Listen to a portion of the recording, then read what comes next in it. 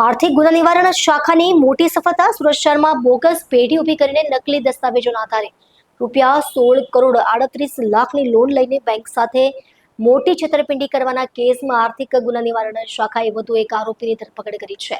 આરોપીઓએ ખોટી ફોર્મ, ખોટા સ્ટોક બિલ અને ખોટા વેલ્યુએશન રિપોર્ટના આધારે લોન મેળવી રૂપિયા અંગત ખર્ચમાં વાપરી બેંકને નુકસાન પહોંચાડ્યું હતું. ગુનામાં અત્યાર સુધી કુલ 28 આરોપીઓની ધરપકડ થઈ છે. સુરત શહેર જે દેશનું એક મહત્વપૂર્ણ આર્થિક કેન્દ્ર છે, ત્યાં લેભાગુ તત્વો દ્વારા બેંકો અને ફાઇનાન્શિયલ સંસ્થાઓ સાથે છેતરપિંડીના કેસો વધતા જાય છે.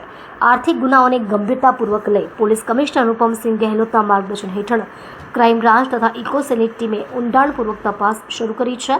ફરિયાદી પ્રભાકર કાલીઅપ્પા નાડાર દ્વારા આપવામાં આવેલી ફરિયાદના આધારે ખુલ્યું હતું કે આરોપીઓએ ભેગા મળી યોજના હેઠળ નકલી પેઢી ઊભી કરી લોન મેળવવા માટે ખોટા સ્ટોક બિલ, ડોક્યુમેન્ટ્સ અને ભ્રષ્ટ વેલ્યુએશન રિપોર્ટનો આધાર લઈ ₹16,38,00,000ની લોન મંજૂર કરાવી હતી. મકાન માલિકી તેમજ અન્ય દસ્તાવેજો ખોટા હોવા છતાં લોન મંજૂર કરવામાં આવી હતી. આરોપીઓએ રૂપિયા ધંધા માટે ઉપયોગ ન કરી પોતાના અંગત જરૂરિયાત માટે ખર્ચી નાખી બેંકને મોટું આર્થિક નુકસાન પહોંચાડ્યું હતું.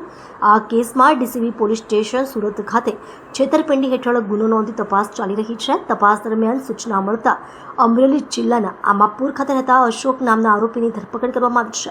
આ સાથે આ કેસમાં અત્યાર સુધીમાં કુલ 28 આરોપીઓ ઝડપાઈ ચૂક્યા છે, જેમાંથી ઘણા પતિ પત્ની જોડીઓ પણ સામેલ છે. આર્થિક ગુનાઓ સામે પોલીસની આ કાર્યવાહીને સંદર્ભમાં લઈ શકાય કે સુરત શહેરમાં આવા ફ્રોડના કેસો સામે શૂન્ય સહનશીલતાની નીતિ અપનાવી કાર્યવાહી હાથ ધરવામાં આવી છે.